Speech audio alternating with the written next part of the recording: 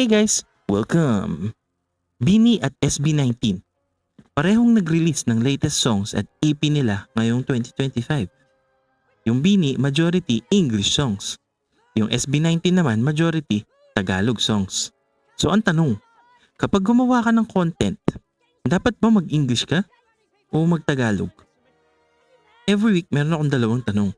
Ang tawag ko dito, the duality of my human experience. Like and comment down below kung magustuhan nyo itong video na to. Ano pang hinihintay natin? Let's go! So kita nyo naman sa thumbnail guys. Si Bini Mika na naka-blink twice outfit nila at SB19 Stel naman na naka-dumb outfit nila. Mamaya na natin pag-usapan si Bini Mika, no? Dito muna tayo kay SB19 Stel. Nire-represent ni Stel ay yung Tagalog side. Kasi nga SB19 songs list nila ngayong 2025. Una, Dumb. Pangalawa, Dungka. Meron din naman silang English song, no? Ang title is Time.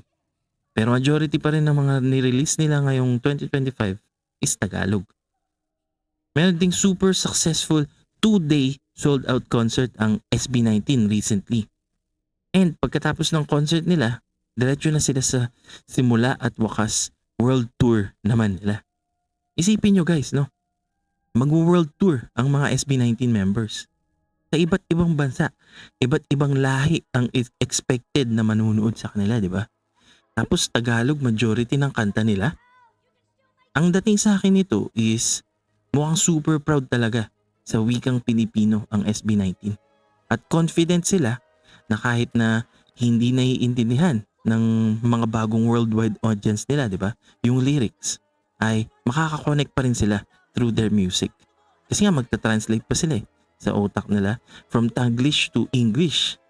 Grabe guys, ang confidence at tiwala ng SB19 sa Tagalog at Pilipino. Saludo ako sa kanila at sa katapangan ng SB19 members. Dito naman tayo kay Bini Mika. Nire-represent niya ay yung English side naman.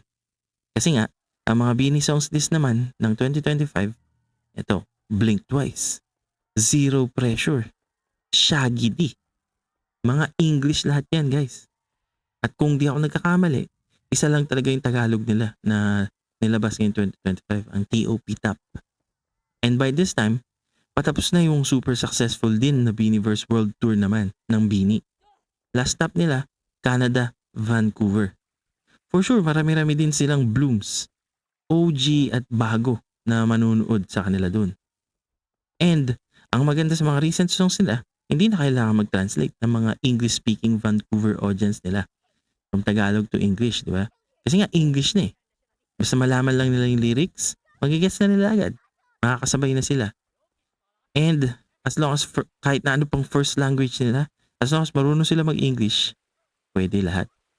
Kung papansinin ko lang, no, pareho naman ng Bini at SB19 na gustong mag-reach out sa mga audiences nila. Magkaiba lang talaga sila ng style at approach. At syempre, ang language na pinili nila. Pero parehas, as long as napaparating naman nila yung message nila at nakaka-connect nga sila sa Blooms, sa puso ng Blooms at 18, sa tingin ko naman, pareho naman silang malayo-layo ang mararating. Ano naman connect nito sa akin? Well, meron kasi akong old channel. Ang tawag dun, The Lying Man. So sa The Lying Man channel ko, sinigurado ko na magi-English ako. English ang language na gagamitin ko dun.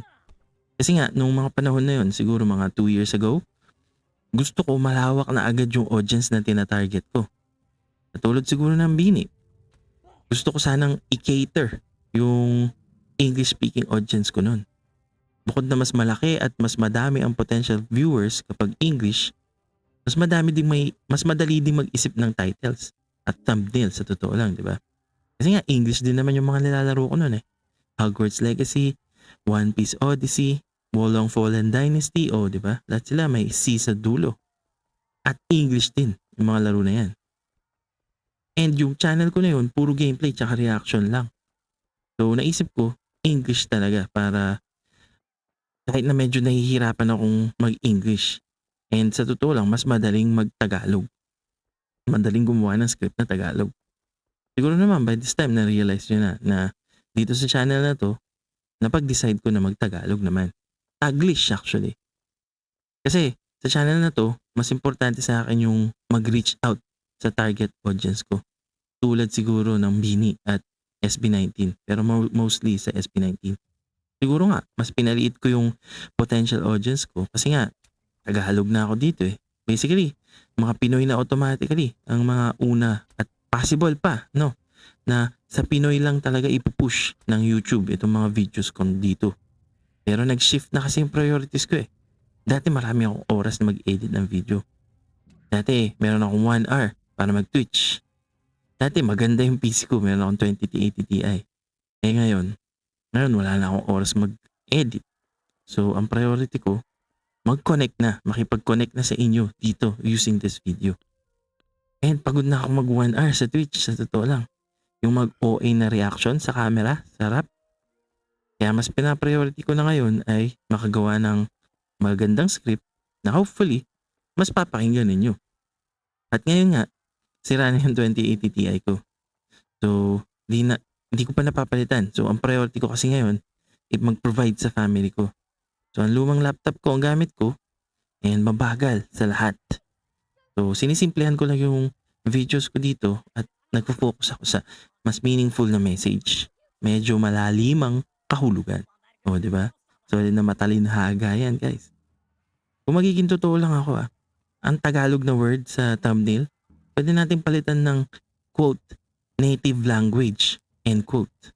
Kasi, nire-represent talaga ng Tagalog side is isang niche.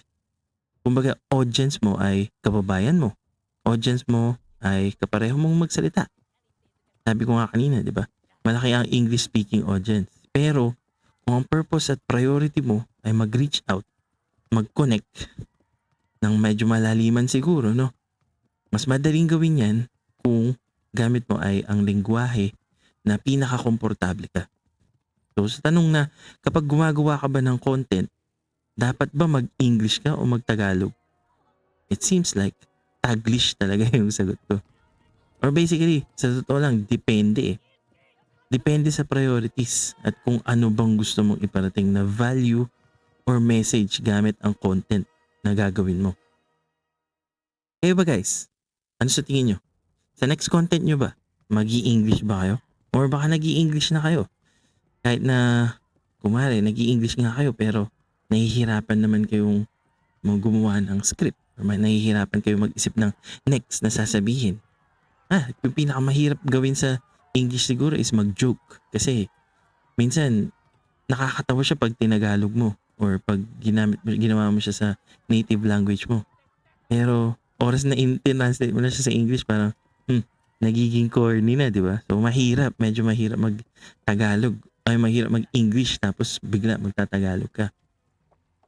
At lalo na mas mahirap mag-English kung hindi mo naman siya native language, di ba? Pero kayo ba, na pag-isipan nyo ba na na-targetin ko mas malaking audience sa content ko na to? So, mas priority ko is mag-English. Ganun ba kayo? Or baka naman na pag-decide nyo na mag-native language. Ako, pinag-decide dito na mag-Tagalog nga, di ba? And ano ba yung mga kadahilanan kung bakit nyo naisipan na gamitin yung native language nyo imbis na mag-English? Kasi nga, basically nililimit natin yung audience natin eh. Okay, fine. Meron namang mga sikat na Tagalog alam na katulad nila Ivana Ilawi, nila Tony Gonzaga, ganyan. Pero at the same time, mga artista yung mga yan eh. Yung pinaka naiisip ko na possible na comparison dito is yung sina Ninong Rai, ganun, di ba? O kaya yung Kong TV, o yun, mga Tagalog yan, sina V, di ba? Sina Harake, sina Zainab, di ba? So yung mga yan, okay fine, hindi sila artista. Pero at this point kasi pinapanood na sila kasi sila yung pinapanood. Hindi dahil nagtatagalog sila or madali silang intindihin.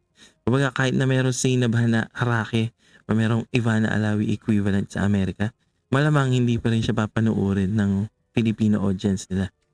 So ano sa tingin nyo? Pag-usapan natin sa comment down below. Kung umabot kayo dito sa part ng video na to, thank you. And kung gusto nyo pa ng mga ganitong klaseng videos, subscribe for more. And kung nagustuhan nyo naman tong video na to, like and comment down below. Share this video sa mga taong tingin nyo magugustuhan din yung mga ganitong klaseng usapan at content. Tagalog tayo dito guys. Pero sa tingin, bigyan nyo rin ako ng feedback. Baka naman nakita nyo na ba yung The Lying Man content ko? Baka mas gusto nyo yun, di ba? Kumbaga, eventually, magkakaroon tayo ng ng mga audience dito. Hopefully, and makakuha tayo ng feedback. Ano ba mas gusto nyo? Na mag-Tagalog ako or mag-English? Pero, ganun pa man, as always, I am the Lying Man.